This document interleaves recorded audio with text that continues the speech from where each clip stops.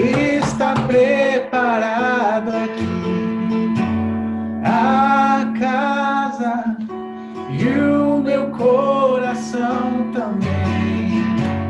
Tu és o único motivo que me fez chegar.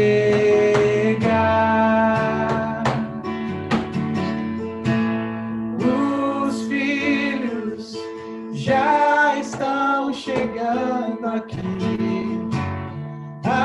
Agora somos 2 ou 3 ou mais.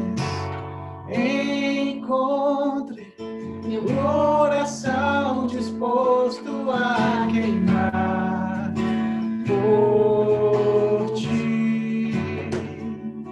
Todos os versos e canções que eu conseguir cantar, todas as vezes quebrantado, só quero te falar que teu é o reino e a glória para sempre. Teu é o domínio e o poder. Amém, amém. Teu é o reino e a glória para sempre.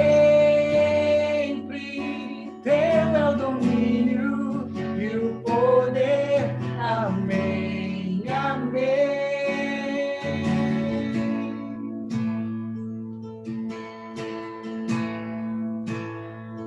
Só tu és santo,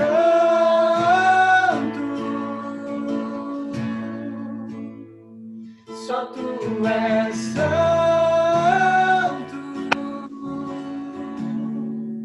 não há outro como tu, não há outro como tu, não há outro como tu, não há outro como Jesus, só tu és santo,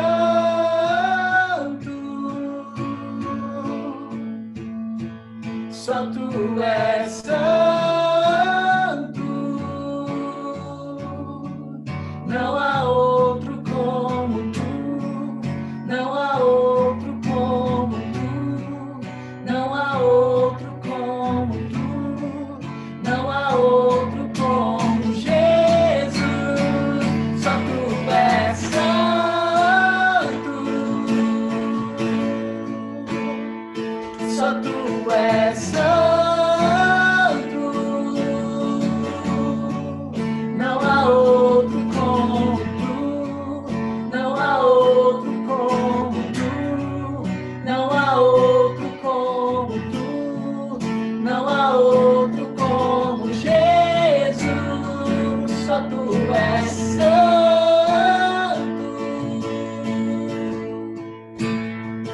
só tu és santo, não há outro como tu, não há outro como tu, não há outro como tu, não há outro como Jesus, santo, só tu és santo,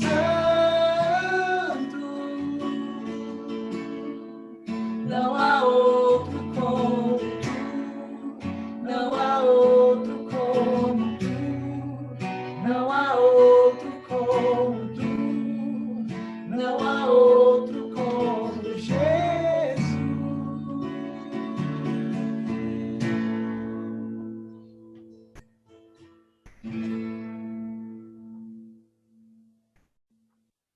Amém, glória a Deus por isso. Louvor ali que a gente cantou antes aí também no YouTube, também falava, né, pra gente seguir em frente, a gente ter fé, a gente ora e a glória de Deus desce, né? Então, a nossa oração aqui também foi para a glória de Deus descer dentro de cada lar, para a gente realmente ter um momento, um dia diferente. É difícil, desafiador esses dias, no sentido de a gente reorganizar nossa rotina, né? a gente ficar dentro de casa com algumas restrições e não ter as liberdades que a gente teria numa situação normal. E é por isso que a palavra que eu preparei hoje, né, pela graça de Deus, aí tem a ver com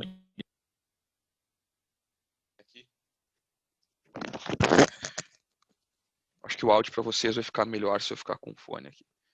Todo mundo tá me escutando bem aí? Tá de boas o áudio? Beleza. Sim, tá tranquilo. Então tá. Então, vamos lá. Na verdade, o título da mensagem hoje é Quem nós somos no meio desses tempos de incerteza. E assim, apesar a nossa geração já passou por uma coisa semelhante, né? Eu falei disso na célula passada. A nossa geração passou por uma epidemia mais grave, mais letal, né? A gente passou aí pela gripe suína, né? O H1N1. Eu fui infectado pela gripe, comentei isso com vocês. Só que esse cenário que a gente está vendo, esse comportamento em todos os países é novidade. Apesar de não ser um vírus tão letal, uma doença tão letal como foi a gripe suína, esse cenário que a gente está vendo, esse cenário de isolamento social é algo que eu não tinha vivido ainda. E eu tenho as minhas próprias teorias de por que as pessoas estão se comportando dessa maneira. Já ouvi teorias de outras pessoas. O que eu posso dizer? Eu não sei até onde o que a gente está vivendo é consequência do pecado do homem. Eu não sei até onde isso se estende no plano espiritual. Eu não posso falar, eu realmente não sei. Não tive nenhuma revelação ainda de Deus sobre isso. O que eu posso imaginar? Né? Que no plano físico pode ser sim, de tudo que a gente já escutou, pode ser ganância de alguém, ganância de uma empresa, ganância de um país, né? Pode ser desigualdade social, né? Gerada pelo próprio homem. Se a gente for lá para a China, a gente vai ver que por que lá o risco de espalhar rápido e mais forte é maior. Porque a maioria das cidades são cidades superlotadas com baixo ou nenhum saneamento básico. Né? Então, nesse cenário, mais todas as coisas estranhas que eles comem, né? Esse cenário é propício para surgir alguma coisa que é novidade para o homem, que o homem não está biologicamente preparado nem exposto. Né? Só que se eu for pensar também no plano espiritual, pode ser que isso que a gente está passando seja um momento para a gente realmente repensar nossas prioridades. Talvez isso que a gente está passando seja realmente um momento para a gente para tudo, para a nossa vida, bota a cabeça no lugar e vamos pensar no primeiro ministério. Qual é o primeiro ministério? A nossa família. Esse é o primeiro ministério. É o ministério mais importante que Deus nos deu. Né? Pode ser que Deus tenha nos permitido passar por isso também para essa reflexão. Né? E aí a gente, no meio dessa reflexão, a gente vai perceber o quão frágil a gente é e o quanto a gente depende dele. Porque, a princípio que a gente fala, eu não vou entrar porque eu não sou especialista no assunto, apesar de trabalhar na área médica, mas, ok, pode ser que o grupo de maior risco sejam os idosos, mas a gente já tem notícias de pessoas jovens também, né, afetadas por isso. Tem notícias já na Europa de crianças em hospitais. Na cidade da minha sogra, tem um homem já infectado com 40 anos, que está já internado no hospital. Então, isso mostra pra gente quanto a gente é frágil quando a gente depende de Deus. Por que eu estou falando que isso mostra quando a gente depende de Deus? Porque vocês já perceberam como Deus voltou a ser assunto nesse tempo de incerteza, nesse tempo de epidemia? Deus voltou a ser assunto. Deus voltou a ser parte das conversas das pessoas. A palavra fé voltou para a moda. Se for lá ver, não fiz o teste, mas se for lá ver o hashtag, certamente alguma coisa de fé ou de Deus vai estar lá no topo. Nessas horas as pessoas voltam a falar de fé, elas lembram que existe um recurso, elas falam, gente, a gente tem que ter fé, vamos confiar que Deus vai tirar a gente daqui.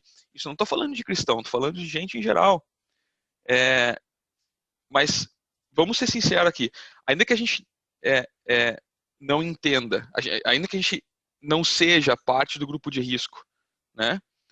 Primeira pergunta, você sabe, eu gosto de fazer pergunta na mensagem. Primeira pergunta, quantos de nós aqui, apesar de não sermos grupo de risco, quantos de nós estamos orando diariamente pelos nossos pais? Então, a pergunta seguinte é, do que adianta a gente estar nesse tempo de refletir esse tempo de imersão dentro do nosso primeiro ministério, imersão na nossa família, se a gente não dá importância para ela como deveria na figura dos nossos pais? Será que a gente tem orado diariamente, intercedido pela vida deles? Ou pelos nossos tios, avós? Né? De que adianta a gente ter essa oportunidade maravilhosa, a gente estar em casa com a nossa família, com os nossos amados, e ao invés de a gente se alegrar com a presença dos nossos filhos, tendo marido em casa, mulher em casa, apesar de a gente se alegrar com a provisão que a gente tem, porque ninguém aqui está passando fome, o conforto, a segurança que a gente tem no país que a gente está, de que adianta tudo isso se a gente fica reclamando do barulho, da rotina que mudou, a rotina que foi quebrada? Onde está o nosso foco? Será que a gente deixou algumas dessas distrações entrarem no nosso coração? A gente tem que ser muito, a gente tem que ter muita. Vocês estão me escutando ainda? Sim, mas agora só pelo outro microfone. Eu acho que só peraí que acabou a bateria aqui do coisa. Peraí, só um pouquinho. Na real tá mais alto agora do que estava antes. Acabou a bateria aqui do meu fone, peraí. Deixa eu conectar aqui. Mas vocês conseguem me escutar ainda mais ou menos ou não? Tá melhor assim. Tá melhor assim. Perfeito. Agora eu não estou escutando vocês. Repete aí. Tá melhor assim. Tá melhor assim? Uhum. Sim, você escuta beleza. bem. Então tá, se tá melhor assim, fica assim. Beleza, então seguindo aqui. A gente tem que estar muito atento nesse momento para a gente observar aquela semente que pode estar entrando no nosso coração. Por quê? Porque a semente que entrar no nosso coração agora vai definir onde ele vai estar amanhã, né? Se o nosso coração está focado no que é negativo, no que é ruim, se o nosso coração está focado na destruição, se o nosso coração está focado no medo, se o nosso coração está focado na morte, se o nosso coração está focado naquilo que nos foi roubado, nossa liberdade, nosso dia a dia, nossa rotina, aonde está o nosso coração, então? Eu vou pedir para alguém ler para a gente aí João capítulo 10, versículo 10. Alguém tem aí a Bíblia à exposição, consegue ler para a gente?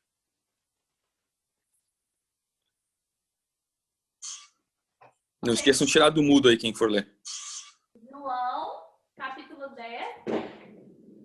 Só que tá muito baixinho, Gabi. Acho que eu tenho que chegar mais perto. João, versículo 10. Capítulo 10, versículo 10. Isso. O ladrão vem somente para roubar, matar e destruir. Eu vim para que tenham vida e vida em abundância. Eu sou o bom pastor e o bom pastor dá vida pelas ovelhas. Amém. O meu áudio aqui tá muito estranho. Vocês estão aí ainda? Sim. O meu áudio aqui tá estranho. Mas enfim. Amém. Obrigado aí por ler. Então assim,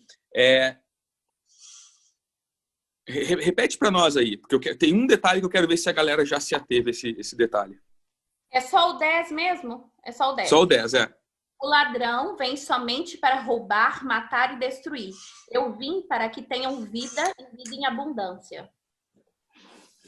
Amém. Então assim, eu não sei quantos de vocês já escutaram, mas eu já escutei, inclusive já falei nesse versículo, só que trocando a palavra ladrão por diabo.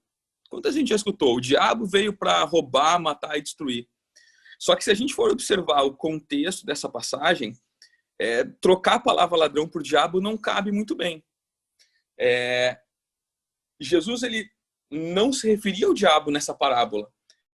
Então quem é que era o ladrão ali nesse trecho que Jesus falava? Quando Jesus disse essas palavras, ele estava abordando uma questão que já era um problema na época. Ele estava falando de ganância de pessoas, mais especificamente líderes religiosos, e o desamparo das ovelhas, o desamparo das pessoas que precisavam de palavra de conforto, precisavam de direção, precisavam de amor. A palavra, ela fala, ela se referia diretamente à condição que se encontravam os judeus naquele momento, né? Líderes acovardados, alguns deles eram verdadeiros saqueadores, né? E as ovelhas vulneráveis a qualquer tipo de ataque. Esse era o contexto. O ladrão o assaltante, que Jesus afirma, é aquele que entra no aprisco das ovelhas, mas sobe por outro lugar, sem ser pela porta. Isso é que é ladrão. Aquele que entra pela porta não é o ladrão, aquele que entra pela porta é o dono. O ladrão é aquele que ele quer entrar no aprisco por outro lugar. Era desse ladrão que Jesus estava falando. Dessa forma, a gente entende que o objetivo do ladrão é entrar no meio das ovelhas para roubar. E aí eu faço a pergunta de novo, galera. Quem aqui quer focar no ladrão? Quem aqui quer focar naquilo que não passa pela porta? E a porta que, de acordo com a palavra, é o próprio Jesus. Se a gente continuar focando o nosso dia a dia, os nossos pensamentos, naquilo que é ruim, na destruição, na morte, no roubo, aquilo que nos foi roubado, nossa liberdade diária, a gente está focando no ladrão. A gente está focando em tudo aquilo que não acontece através de Jesus. Do que o teu coração está cheio nesses dias de isolamento e incertezas? Quais são os nossos pensamentos nesses dias? Deixa eu falar uma coisa para vocês. A gente, como cristão, a gente precisa preencher o nosso coração com algo diferente do que a maioria das pessoas lá fora estão preenchendo. Não só nós cristãos em geral, mas pessoas, não só nós cristãos, mas pessoas em geral. E a gente vê, por sinal, muitas pessoas que nem cristãs são e que elas fazem grandes demonstrações de amor ao próximo, muito maiores do que as demonstrações de amor ao próximo que muitas igrejas. Enquanto tem muito cristão escondido dentro de casa, tem muita pessoa lá fora que está comprando comida para idoso, que está limpando o hospital, porque precisa salvar a vida, cuidando de doente para que as pessoas não morram no meio dessa confusão toda. Então, a gente agora como cristão, como é que a gente está se posicionando? O que entrou no nosso coração de verdade? Qual é a semente que foi plantada no meio de toda essa situação? Onde é que está a nossa fé e o nosso amor ao próximo? A gente precisa sim permanecer isolado, para a gente não ser veículo de transmissão do vírus. Mas isso é o máximo que a gente pode fazer pelo nosso próximo, de verdade? Será que a gente ficar trancado dentro de casa é o máximo que a gente pode fazer para demonstrar a nossa fé e o nosso amor ao próximo? Em Tiago, capítulo 2, versículos 14 a 17, eu vou ler. Diz assim: de que adianta, meus irmãos, alguém dizer que tem fé se não tem obras? Acaso a fé pode salvá-lo? Se um irmão ou irmã estiver necessitando de roupas e do alimento de cada dia, e um de vocês lhes disser, vá em paz, aqueça-se, alimenta-se, até satisfazer-se, sem porém lhe dar nada, de que adianta isso? Assim também a fé, por si só, se não for acompanhada de obras, está morta. Pegou o carregador do coisa para mim? Sabe qual é o ponto-chave de tudo isso que eu falei? Do que a gente está vivendo e o que eu li até agora? O ponto-chave é qual é a mensagem que nós cristãos estamos passando para o mundo lá fora. Deixa eu contar uma história para vocês para eu conseguir avançar aqui.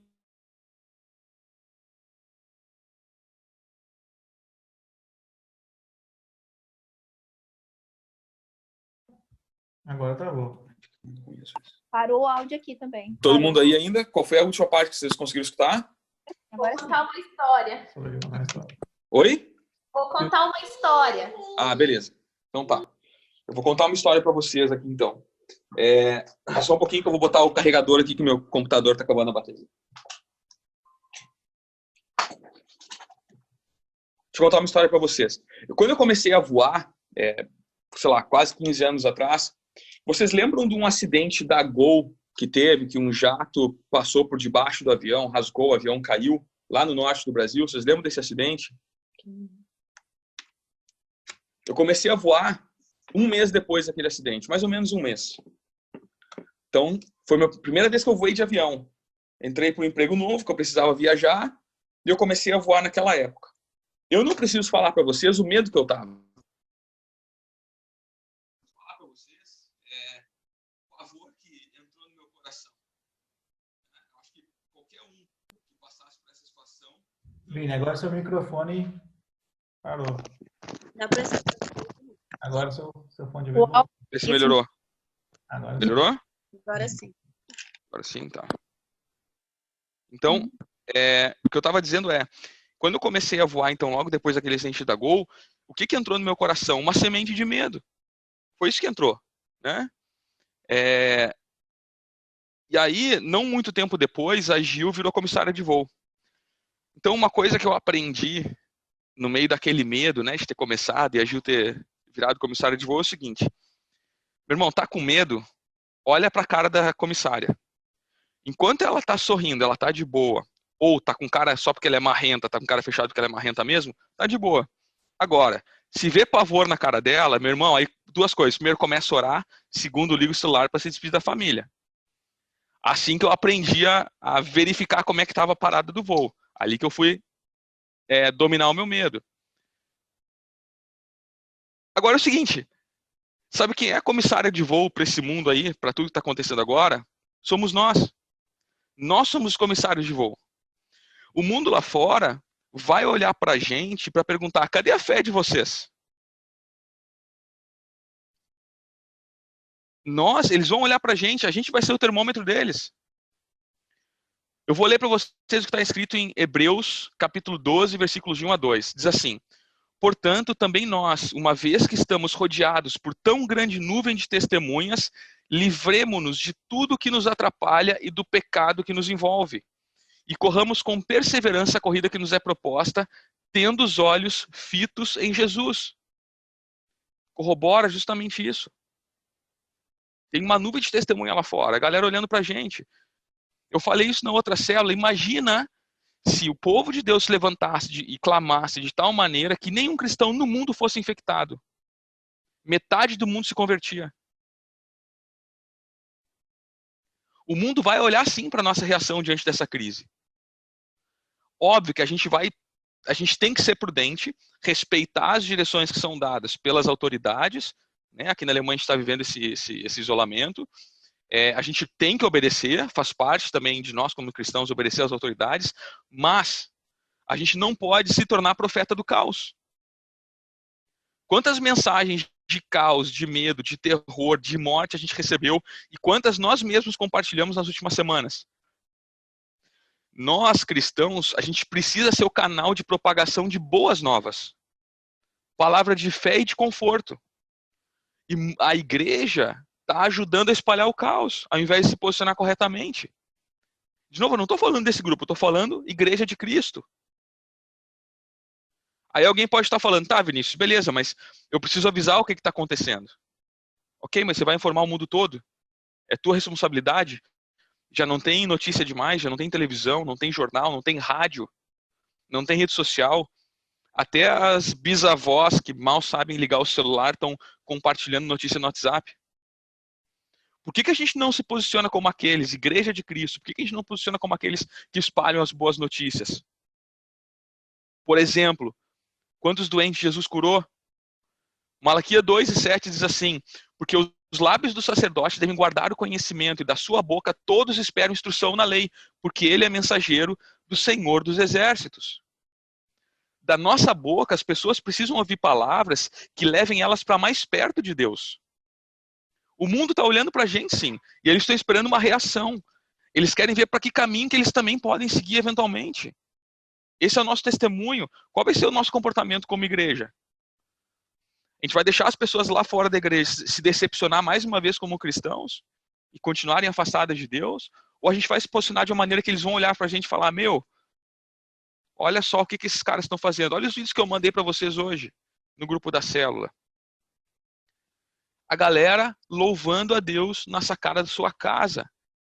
Isso é testemunho. Eu vou ler agora uma passagem que acho que é conhecido por todos aí, de João 4, eu vou ler de 46 a 53. Fala assim: mais uma vez ele visitou Caná da Galileia, onde tinha transformado água em vinho. E havia ali um oficial do rei, cujo filho estava doente em Cafarnaum. Quando ele ouviu falar que Jesus tinha chegado a Galileia, vindo da Judéia, procurou-o e suplicou-lhe que fosse curar seu filho, que estava à beira da morte. Jesus disse-lhe: se vocês não virem sinais e maravilhas, nunca crerão. O oficial do rei disse: Senhor, vem antes que meu filho morra. Jesus respondeu: pode ir. O seu filho continuará vivo. O homem confiou na palavra de Jesus e partiu. Enquanto ele ainda a caminho, seus servos vieram ao seu encontro com notícias de que o menino estava vivo. Quando perguntou a que horas o seu filho tinha melhorado, eles lhes disseram: a febre o deixou ontem a 13h. Então o pai percebeu que aquela fora exatamente a hora em que Jesus lhe dissera: o seu filho continuará vivo. Assim creram ele e todos de sua casa. Então, primeiro, o que esse homem passou refletiu na vida dos outros. E veja, ele era uma autoridade do rei. Existiam várias pessoas que ou moravam com ele ou trabalhavam para ele. Aqui fala, quando fala que a casa creu com ele, está falando de todos os seus servos também, os seus empregados. Outra coisa que a gente tem que entender é que esse homem ele era uma autoridade. Só que mais que isso, ele era uma autoridade num cenário que Jesus não era campeão de popularidade. Como autoridade que era, ele tinha que se informar. Ele devia ir lá perguntar para a rádio peão o que estava se passando na cidade. Certamente, como autoridade que era, ele escutava tudo de errado que acontecia na região. Ele também ouvia falar de Jesus e ouvia falar mal de Jesus. Muitas pessoas acreditavam que Jesus tinha interesse político na época. Então vinham alertar ele como autoridade. Só que esse homem, ele decidiu então prestar atenção no outro lado da moeda. Porque princípio jurídico, não existe história contada de um lado só. Então ele foi estudar o outro lado da história. Porque ele percebeu que muita gente também falava bem de Jesus. Então esse homem estava numa situação de caos, o filho adoecido à beira da morte. E aí eu pergunto, para cada um de vocês, se você vivesse naquela época, qual pessoa você seria? A pessoa que estava espalhando as más notícias ou a pessoa que estava falando de Jesus, do seu amor, dos seus milagres? Percebe como isso é fundamental? Qual pessoa a gente é no meio da destruição, no meio da incerteza, no meio do cenário ruim? Qual era a expectativa daquele homem? Eu imagino, minha imaginação, vocês sabem que às vezes eu dou uma viajada. Minha imaginação, ele falou, eu sou uma autoridade, eu vou chegar em Jesus, Jesus vai vir comigo, vai vir até minha casa e vai colocar a mão no meu filho para curar ele. Mas Jesus surpreende. O que Jesus diz? Praticamente Jesus assim, meu irmão, tá liberado, volta para casa, vaza. E aí eu fico de novo, nas minhas viagens aqui, pensando assim, só isso? O homem deve ter pensado, né? Só isso? Sim, é isso aí mesmo. É simples assim. A gente precisa ter fé, anunciar ela e agir de acordo. Não tem muito mistério, a gente já falou sobre isso na célula. Lembra da passagem de Mateus 14? Qual era o cenário lá? Os discípulos estavam no barco e se viram no meio de uma ventania. Aí eles olham, estão no meio da escuridão, no meio das águas. Mais que isso, eles olham para mais à frente, eles veem um vulto. Olha que... Sério, tenta imaginar o cenário. Tá num barquinho, no meio da água, escuridão, ventando, pode virar o barco e ainda ver um vulto. Isso é cenário de pavor, é cenário de incerteza, é cenário de medo, é cenário que poderia até causar morte para eles. E aí eu pergunto, será que esse cenário, foi a pergunta que eu fiz lá no início, que eu não sei, eu não posso falar que é ou que não é, mas viajando aqui, será que esse cenário foi acaso? Jesus resolveu se manifestar no meio do acaso? Ou será que Jesus não preparou aquele cenário para a manifestação da presença e do poder dele? Só que sabe o que é interessante? É que no meio desse cenário tem um homem que resolve praticar a sua fé e agir. Olha o que acontece. Então eu vou ler lá. Mateus 14, 28 a 31. Senhor, disse Pedro, se és tu, manda-me ir ao teu encontro por sobre as águas. Venha, respondeu ele. Então Pedro saiu do barco, andou sobre a água e foi na direção de Jesus. Mas, quando reparou no vento, ficou com medo. E, começando a afundar, gritou, Senhor, salva-me. Imediatamente Jesus estendeu a mão e o segurou. A pergunta que eu te faço é, onde está o teu foco e o teu coração? Voltando para a pergunta lá do início da mensagem. Onde está o foco, o nosso foco e o nosso coração? O nosso foco e coração está no vento, na escuridão, no vulto ou na pandemia? Ou o nosso foco e o nosso coração estão em Jesus? Quando Pedro mudou o foco dele, começou a olhar para o vento, ele afundou. E ali Pedro podia morrer, simplesmente porque ele começou a olhar para o vento. Agora, quando Pedro estava com foco naquele que tem autoridade sobre os céus e a terra, ele caminhou sobre as águas. E aqueles poucos segundos que Pedro caminhou sobre as águas ficou registrado para a história. E essa passagem alcançou e salvou milhares, milhões de pessoas ao longo dos séculos. Por apenas alguns segundos que Pedro conseguiu focar em Jesus. Sabe qual é a melhor parte da história ainda? É que mesmo que você desvie o seu foco e pare de olhar para Jesus, e aí você vai começar a se afundar e pode morrer, se você clamar por ajuda, se você olhar para Jesus e falar, Jesus, me socorre, sabe o que acontece? Ele vem e te socorre. E de novo, quando Jesus te socorrer, essa história também pode alcançar vidas lá fora. Mostra o quanto é importante manter o nosso foco, o nosso coração em Jesus. Ainda que a gente desvie o nosso foco, ainda com a semente errada brote no nosso coração, a gente precisa refletir e voltar. Porque mesmo na hora que a gente volta, a gente está dando testemunho para as pessoas que estão lá fora. Lembra, nós somos as comissárias de voo para esse mundo, eles estão olhando para a gente, para saber como a gente vai reagir. Então, galera, a pergunta é, onde está o teu foco? Você vai mandar o WhatsApp falando quão ventoso está lá no mar? Ou você vai falar do amor, do poder desse homem chamado Jesus Cristo, que está vivo e sentado à direita de Deus? A gente está escondido em casa no meio dessa doença, que a medicina vai tratar em questão de semanas. Mas aí eu pergunto, onde Jesus caminhava? Vocês lembram onde Jesus caminhava? Jesus caminhava no meio dos leprosos, doença de morte. E Jesus caminhava no meio deles, tocava eles, colocava as mãos sobre eles e orava. E ali eles curava.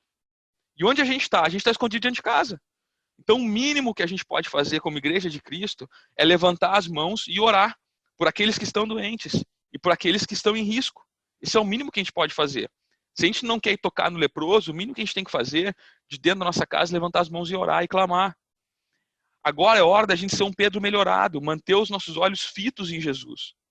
Acima de todas as circunstâncias, não olhar para o vento, não olhar para o vírus, não olhar para o isolamento, não olhar para a rotina que mudou porque os maridos estão em casa, não olhar para as crianças que estão cheias de energia porque não estão indo para a escola e estão desenlouquecendo. É hora de caminhar sobre as águas. É hora da gente fazer com que as nossas ações transformem vidas. É hora de mostrar para todos aqueles que estão lá fora nos olhando, esperando uma reação de quem é cristão, de que nós somos sim discípulos de Jesus, de que a gente acredita no sobrenatural e na manifestação dos milagres dele.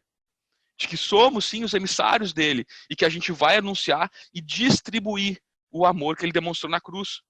As pessoas precisam olhar para o nosso rosto e encontrar serenidade.